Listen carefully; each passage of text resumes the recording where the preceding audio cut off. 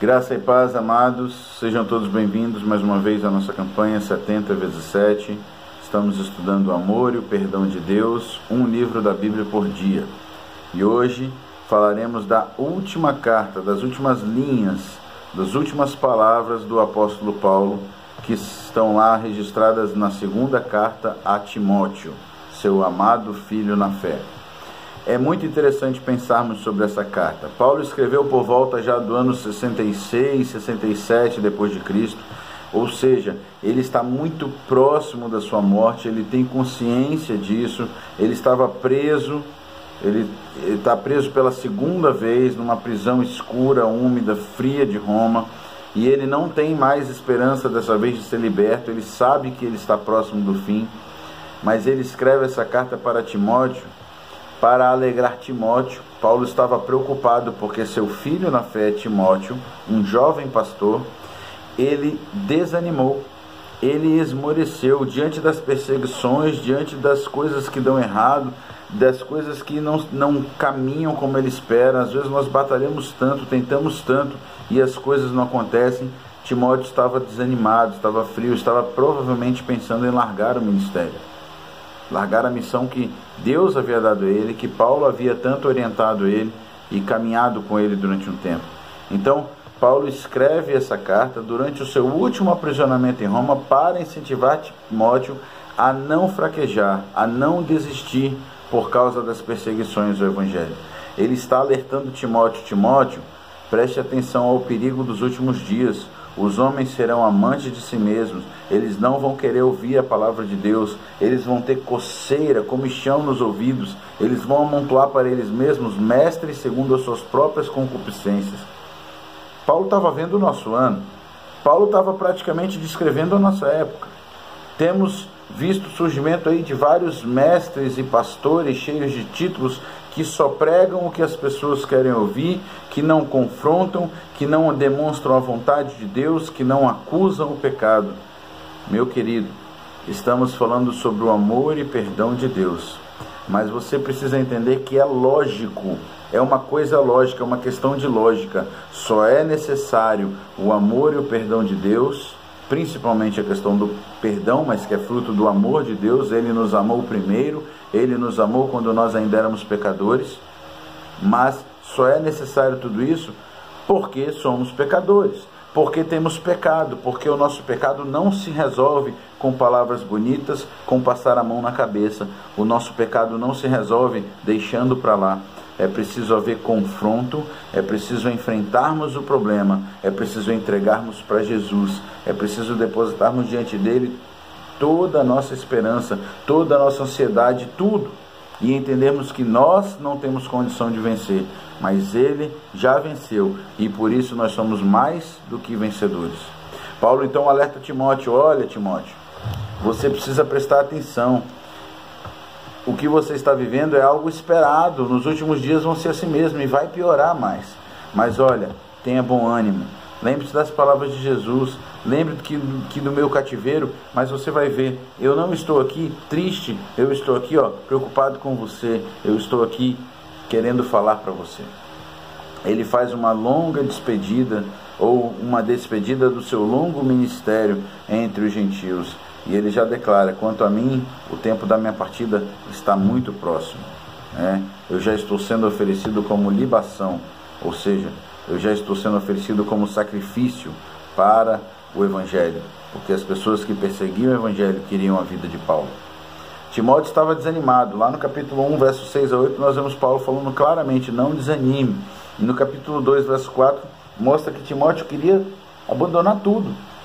Ele fala: olha, as pessoas vão ter coceira no ouvido, elas não querem ouvir a verdade. Ninguém gosta de ouvir: você está errado. Sabe qual é o problema do Evangelho? O Evangelho nos mostra claramente: você está errado, eu estou errado, você é pecador, eu sou pecador. Isso é ruim? Na nossa natureza humana ninguém gosta de ser chamado a atenção. Mas se não passarmos por esse processo, se não entendermos a nossa miséria espiritual diante de Deus, se não entendermos que precisamos de Jesus, ao nos depararmos com o tribunal de Cristo, ao nos depararmos um dia com o próprio Senhor à nossa frente, poderemos ouvir palavras que serão condenação eterna, que serão uma sentença que não volta atrás. Ao invés de ouvirmos venha, bendito do meu Pai, poderemos ouvir apartai-vos de mim. Então, o inferno não é simplesmente um mito, não é uma história da carochinha, não é algo que as pessoas gostem de ouvir, mas não é algo que deixa de existir porque ninguém fala nele.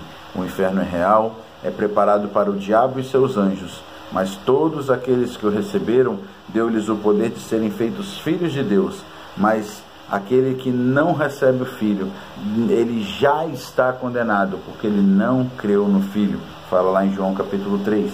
Então precisamos estar muito interessados e apercebidos da importância de nos prepararmos, da importância de permanecermos firmes com o Senhor.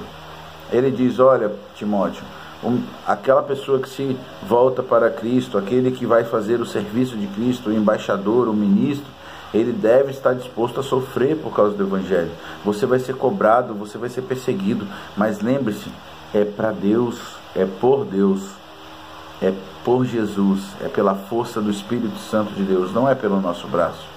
Então, ele faz uma introdução, ele chama a atenção para um reavivamento, né? um novo um novo ânimo para o ministério de Timóteo. Ele fala que o sofrimento pelo Evangelho é resultado do ministério, e realmente é algo muito difícil, é algo muito solitário o ministério, ou seja, quando você se coloca para fazer a vontade de Deus, seja em qualquer área da sua vida, você vai ver que você vai se perceber sozinho, porque aquelas pessoas que estão ao seu lado, elas não gostam de fazer a vontade de Deus, elas não gostam de ser chamadas a atenção.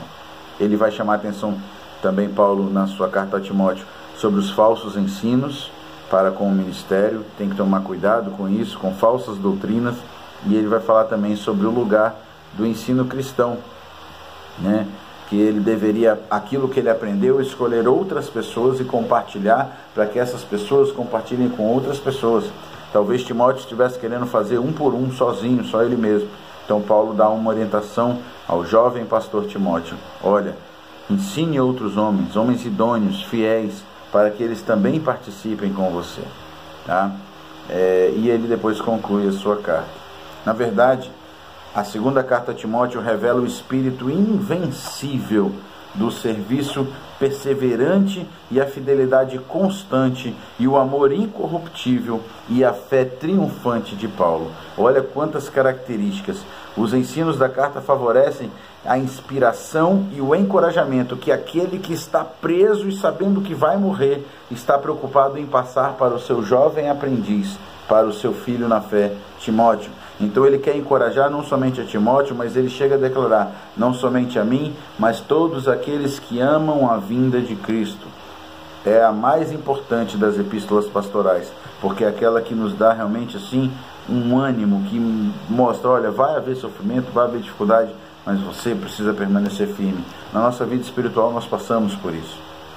A carta foi escrita por Paulo durante a sua prisão em Roma, depois ainda da sua defesa que ele fez perante o imperador. Provavelmente ele fez a defesa, foi solto 2 anos aproximadamente, depois ele é novamente preso, já pertinho do fim da sua vida. O reino de Cristo sempre ocupou o primeiro lugar na mente de Paulo, a partir do momento que ele conheceu Jesus. E mostra nesta carta que mesmo ele estando preso e sabendo que vai morrer, a preocupação dele é com Timóteo, com a continuidade do ministério, com aqueles que ele precisava agora passar a bola. Timóteo, Tito, ele escreve as cartas pastorais para fortalecer aqueles que iam continuar a missão, uma vez que a dele estava acabando. É muito forte o elemento pessoal na carta de Timóteo, principalmente nessa segunda. É especialmente notável a relação próxima que Paulo tem com Timóteo na sua carta. Nas vésperas da morte, o apóstolo corajoso e destemido mostra que sabia que o futuro do cristianismo dependia, acima de tudo, dos pastores mais jovens como Timóteo, dos servos de Deus que porventura poderiam se sentir desencorajados com toda a perseguição, aqueles que eram novos na fé ou novos na caminhada, e ele se preocupa em orientar, ele se preocupa em dar um ânimo a Timóteo. A epístola conta principalmente de conselhos e exortações. de um ancião, sábio, farto de dias, para um jovem pastor. São pessoais as instruções para um ministro da palavra de Deus. Pelas orações fervorosas de Paulo nessa carta, pela atitude carinhosa e pelo estilo arrojado dele como embaixador de Cristo, nós percebemos o verdadeiro amor que Paulo tinha pelo seu filho amado na fé, Timóteo, e exorta a Timóteo a não desistir, pelo contrário, a acender o dom de Deus que havia nele. Timóteo deveria enfrentar com coragem e fé. Então eu faço agora as palavras de Paulo, palavras para você. Enfrente com coragem e fé a necessidade de trabalhar com afinco, com diligência, com determinação e paciência, e sofrer como um bom soldado de Cristo. Eu não estou aqui me preocupando todos os dias em falar para você do amor e do perdão de Deus, para que você ache que agora vai ficar tudo bem. Não, os tempos são maus, as situações vão piorar, mas é muito mais fácil enfrentar com Cristo do que sozinhos. E tem mais, quando nós enfrentamos com Cristo, nós já sabemos o final. Seremos mais do que vencedores, somos mais do que vencedores, somos filhos, somos herdeiros, somos co-herdeiros com Cristo. Então Ele nos espera. Ainda que aquilo que para o mundo pode parecer uma derrota, como por exemplo a morte, para nós as tribulações, a morte, o sofrimento, são apenas momentos em que Deus nos dá a oportunidade de provar o amor para com Ele, uma vez que Ele provou o seu amor para conosco, em que Cristo morreu por nós, sendo nós ainda pecadores.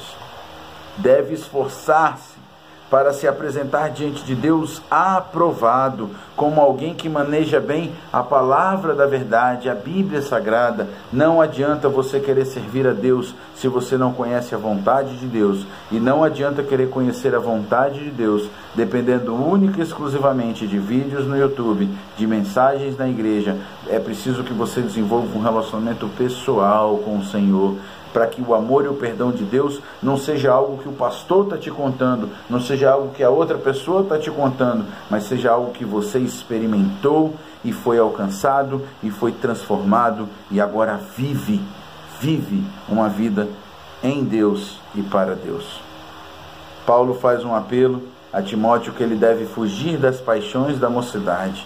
Olha, mesmo servos de Deus, mesmo aquelas pessoas que já estão na frente do trabalho, são sujeitas a cair. Então, presta atenção, cuidado, porque Satanás não está feliz de você estar ouvindo esse vídeo, ele não está feliz de você estar ouvindo a palavra de Deus, de você estar estudando, estar buscando cada vez mais a Deus. Então ele vai colocar cada vez mais cascas de banana na sua vida espiritual, tentando fazer você cair.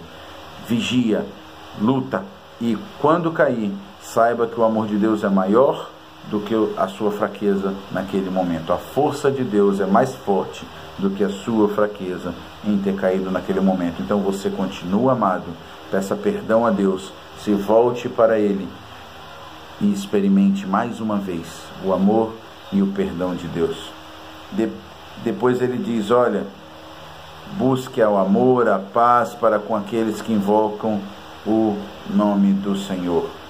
Paulo faz um apelo para que Timóteo venha depressa encontrar com ele. Paulo sabe que vai morrer em breve, e ele fala, venha, e provavelmente era uma época de inverno, porque ele diz, traz a capa, traz meus livros que eu deixei, e vem depressa. Paulo estava se sentindo sozinho, numa prisão escura, úmida, fria, sem ninguém para conversar, sem ninguém para poder tentar aliviar o seu sofrimento. Mas o amor de Paulo pelo Evangelho, pela obra de Deus, faz com que ele volte as suas atenções para dar ânimo a Timóteo, alguém que não estava preso, que não estava sofrendo na pele, estava sim sendo perseguido, tendo problemas na igreja, e estava desanimado. E isso me mostra algo muito importante.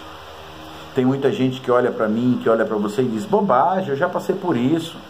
Ninguém sabe o que passa no seu coração, ninguém sabe o que passa na sua vida.